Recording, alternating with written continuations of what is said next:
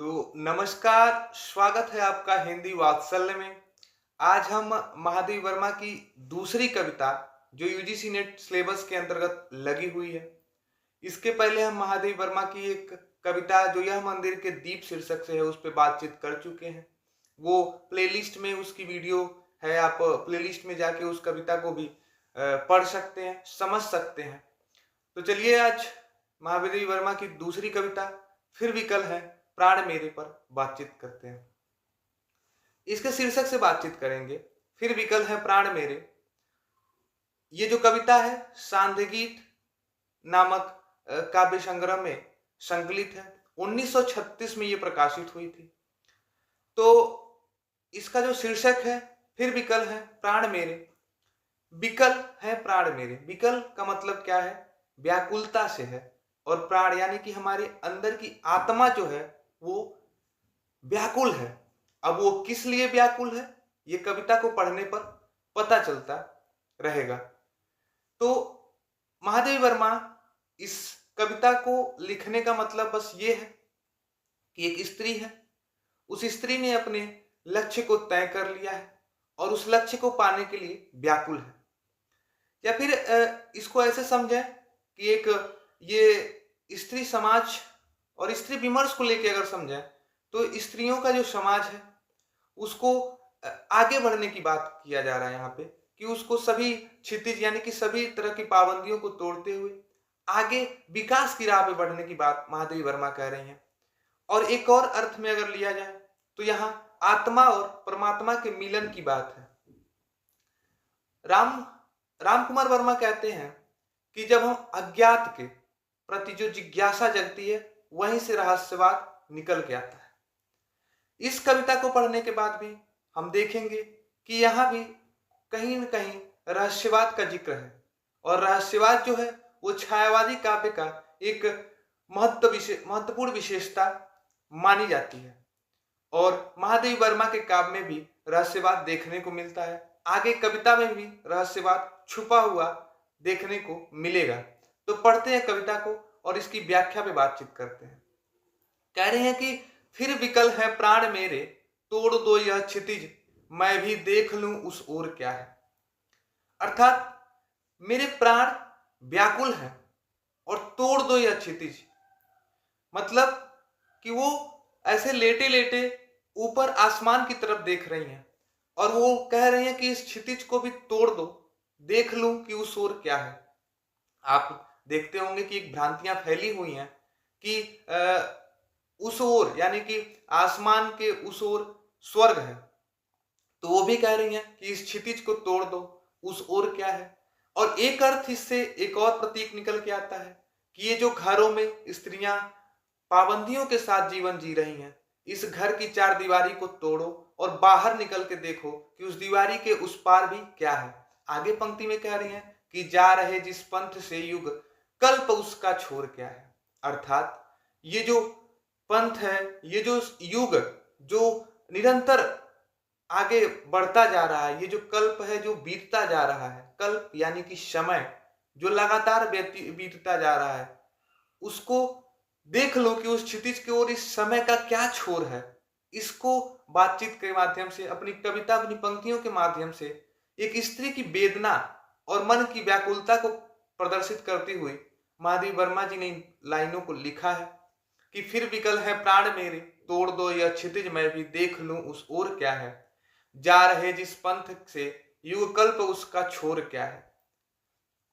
तो आगे कह रही हैं कि क्या मुझे प्राचीन बनकर आज मेरे श्वास घेरे सिंधु की। तो कह रहे हैं कि जा रहे जिस पंथ से युग, कल्प उसका छोर क्या है। अर्थात जो समय बीत रहा है उस बीतते समय को मैं देख लूं कि उस क्षितिज के पार इसका क्या छोर है। क्या मुझे प्राचीन बनकर आज मेरी श्वास घेरे। अर्थात ये जो मेरे सांसें हैं आज मुझे चारों तरफ से चार दीवारी के रूप में मेरी सांसें रोकी हुई हैं। अर्थात यहाँ आत्मा को उसके सांसों से घेरा बनाने की बात कही जा रही है और परमात्मा से मिलने की बात निकल के आ रही है कि आत्मा को उनकी सांसों ने रोक रखा है उस परमात्मा के मिलन से। आगे कह रहे हैं कि सिंधु की निसीमता पर लघु लहर का लास कैसा, अर्थात सिंधु की निसीमता पर लघु लहर का लास कैसा, दीप लघु सिर पर धरे आलोक का आकाश कैसा, दे रही मेरी चिरंतनता क्षणों के साथ फेरे। कहना क्या है कि सिंधु की निसीमता पर लघु लहर का लास कैसा, मतलब क्या है कि जब हम छायावाद की बात करते हैं तो हम देखते हैं कि स्थूल के प्रति सूक्ष्म का विद्रोह, जैसा कि नगेंद्र ने कहा है। और यहां स्पष्ट रूप से इस पंक्तियों को देखते हुए आप समझ पाएंगे कि सिंधु की निसीमता पर लघु लहर का लास कैसा। लास शब्द का यूज है और लास का मतलब यहां से नृत्य के अर्थ में लिया जाएगा कि सिंधु जो महासागर है उसकी इस अपरिमित सीमा में लघु लहर यानी कि छोटी सी लहर का नृत्य किस प्रकार से होगा। आप देख सकते हैं कि जो सिंधु है, जो महासागर है, एक स्थूल के रूप में है और ये लघु लहर जो है वो सूक्ष्म के रूप में है और दोनों एक दूसरे के विद्रोह में है। आगे कह रही हैं कि दीप लघु सिर पर धरे आलोक का आकाश कैसा, अर्थात सिर को यानी कि छोटे से दीप को अपने सिर पर रख के जब एक दीपक आलोक का आकाश यानी कि प्रकाश का आकाश बनाता है तो वो कैसा होगा, अर्थात दे रही मेरी चिरंतनता को क्षणों के साथ फेरे। और कि ये छोटा सा जो दीप है, छोटा सा दीप इतना बड़ा आकाश बना रहा है। यहां भी आप सूक्ष्म और स्थूल के बीच के विद्रोह और उसके बीच के बातों को आप समझ सकते हैं कि किस तरह से रहस्य भावना निकल के आ रही है कि दे रही मेरी चिरंतनता क्षणों के साथ फेरे, अर्थात मेरी जो चिरंतनता है वो मेरे साथ फेरे लगा रही है। कि बिंब ग्राहकता कणों को सलभ को चीर साधना दी, पुलक से नभ भर धरा को कल्पना में वेदना दी, मत कहो हे विश्व झूठे है अतुल वरदान तेरे। अर्थात बिंब ग्राहकता कणों को सलभ को चीर साधना दी, मतलब कि ये जो छोटे छोटे पतंग हैं यानी कि जो पतंग है, और चीर साधना का मतलब क्या है कि कहती हैं कि हे ईश्वर तुमने इस छोटे छोटे पतंगों कीट पतंगों को भी प्रकाश के पास जाके जलकर अपनी प्राण को न्योछावर करने की शक्ति प्रदान की है, पर पुलक से नभ भर धरा को कल्पना में वेदना दी। लेकिन उस नभ उस आकाश को पुलकित करके और इस धरा को कल्पना में वेदना यानी कि पीड़ा और कल्पनाओं से भर दिया। इस पंक्ति को समझने के लिए एक किंवदंतियों को समझना पड़ेगा कि जो धरती है वो नरक के रूप में माना जाता है और ऊपर आसमान को हम स्वर्ग कहते हैं। तो पुलक से नभ भर धरा यानी कि जो ऊपर आसमान है वो पुलकित है अर्थात स्वर्ग है, और कल्पना में वेदना धरा को यानी कि ये जो धरती है वो नरक के समान बनाने का जो इस आपने दिया है शक्ति प्रदान की। अर्थात कहने का मतलब ये है कि गुण भी यही है, दोष भी यही है, दोनों की बातें यही विद्यमान है। मत कहो हे विश्व झूठे है अतुल वरदान तेरे। और वो कहती हैं कि ऐसा मत कहो कि ये विश्व में जितनी शक्तियों को प्रदान किया है ईश्वर ने वो सारे वरदान वो सारे शक्तियां झूठी हैं।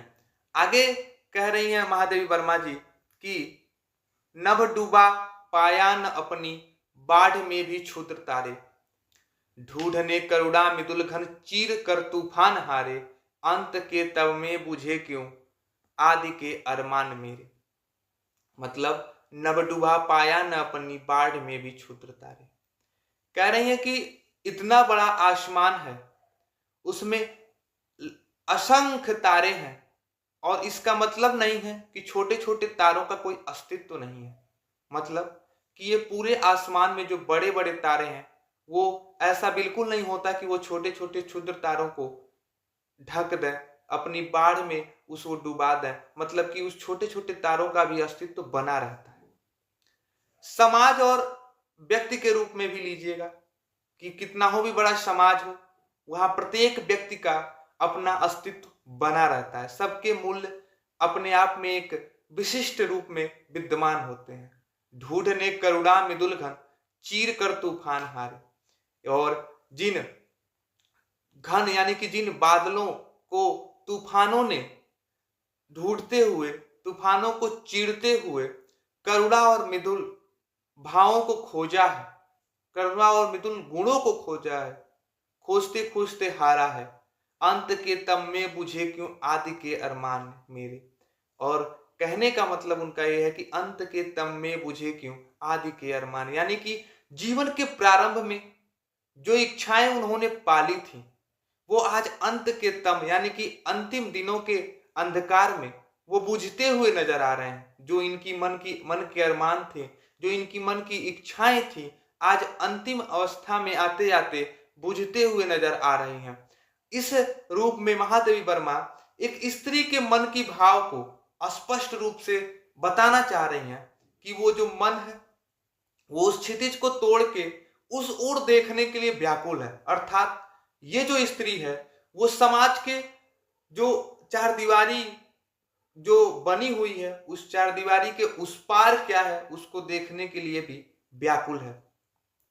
और इस कविता को पढ़ने पे मुझे जैनेन्द्र की एक कहानी पत्नी याद आती है। पत्नी नामक एक कहानी है, वो कहानी याद आती है। उस कहानी में जो कालीचरण नाम का एक पात्र है वो भारत माता को आजाद कराने की बात करता है और उसकी पत्नी सुनंदा जो है वो बार बार उसके भारत माता के आजाद कराने वाले इस बात को लेके बड़ा चिंतित होती है कि वो सुनंदा जो है वो घर में जो बैठी है, घर की चार दीवारी में जो कैद सुनंदा है उसको तो वो आजाद करा ही नहीं पा रहा है, तो वो भारत माता को किस तरह से आजाद कराएगा। और सेम इसी तरह से इस कविता को समझेंगे कि महादेवी वर्मा यहाँ स्त्री मन को पढ़ते हुए और स्त्रियों की वेदना को व्यक्त करते हुए कि स्त्री दुनिया के घेरे को तोड़कर आगे बढ़ना चाहती है। अर्थात स्त्रियों ने अपने लक्ष्य को तय कर लिया है और उसे प्राप्त करने के लिए आगे बढ़ना चाह रही हैं और आगे बढ़ने के लिए वो क्षितिज को तोड़ के तथा ये क्या बोलते हैं कि क्षितिज को तोड़ते हुए और ये जितने भी ईश्वर की दी हुई शक्तियों हुआ यानी कि उस शक्तियों का प्रयोग करते हुए अपनी आत्मा को परमात्मा से मिलाने के बाद करती हुई जो महादेवी वर्मा यहाँ रहस्यवाद का एक निर्माण करती हैं।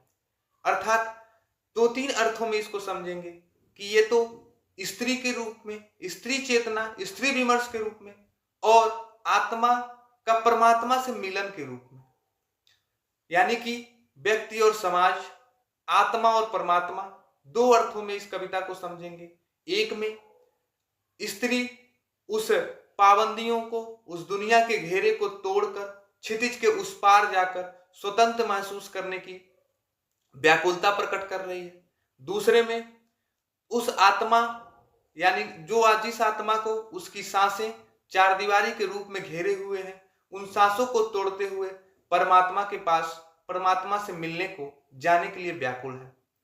अर्थात यहाँ पे जो है कि उस स्त्री और समाज के बीच आए हुए व्यवधानों की बात कही जा रही है और ऐसे में वो स्त्री इस धरा को, जो धरा नर्क के रूप में है और जो आसमान स्वर्ग के रूप में कहा जा रहा है, तो वो कह रही है कि इस धरा को भी छोड़ उस स्वर्ग को देखने की इच्छा व्यक्त कर रही है।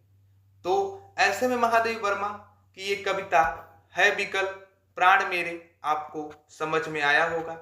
और इस कविता को पढ़ते हुए हमें दो तीन बातों का ध्यान रखना चाहिए कि इसके निहितार्थ पे नेट की परीक्षाओं में हूबहू पूछ देगा कि इस कविता का निहितार्थ का मतलब क्या है, कि इस कविता का जो क्रियान्वयन मतलब क्या है, इस कविता का जो मूल तथ्य क्या है, मूल सार क्या है। तो यही है कि एक स्त्री है जो दुनिया के घेरे को तोड़कर उस घेरे से बाहर निकल आगे की दुनिया, उस दीवार, वो घेरे की दीवार के उस पार की दुनिया को देखने के लिए व्याकुल है। अर्थात वो स्त्री अपने लक्ष्य को तय कर चुकी है और वो आगे बढ़ना चाहती है। फिर क्या है कि वो एक स्त्री की आत्मा जो परमात्मा से मिलने की व्याकुलता प्रकट कर रही है। तो इन दो अर्थों में इस कविता को बेहतर तरीके से हम समझ सकते हैं। उम्मीद करता हूं कि ये कविता आपको समझ आई होगी। चैनल पे अगर नए हैं तो चैनल को सब्सक्राइब करें और वीडियो पसंद आया हो तो लाइक करें। कविता की पूरी व्याख्या सुनने के बाद अपनी प्रतिक्रिया देना ना भूलें और कमेंट बॉक्स में अपनी प्रतिक्रिया जरूर लिखें। मिलते हैं एक नई कविता के साथ, तब तक के लिए नमस्कार।